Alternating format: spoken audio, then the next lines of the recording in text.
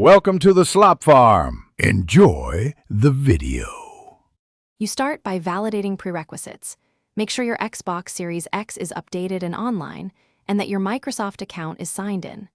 Once done, join the Xbox Insider program if the Xbsx2 release requires it, because that grants early access and feature flags. Next, free up at least 100 GB or attach a certified external SSD so installs don't fail.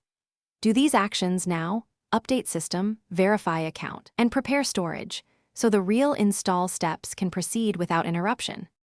You now find Xbsx2 in the Microsoft Store or the Insider Content Hub. Search exact package name and choose the official listing.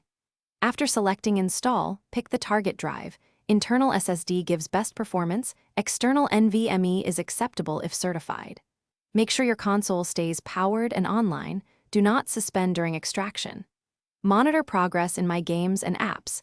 Installation can take 20 to 45 minutes. If prompted, accept optional add-ons like texture packs before launch, so you won't interrupt. You finish by launching Xbsx2 and accepting any runtime permissions or EULA.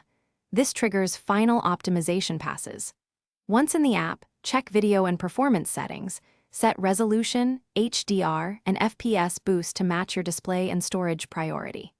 If the app fails to start or crashes, power cycle the console, clear persistent storage, and reinstall Xbsx2. As one key troubleshooting tip, check for pending system updates before blame.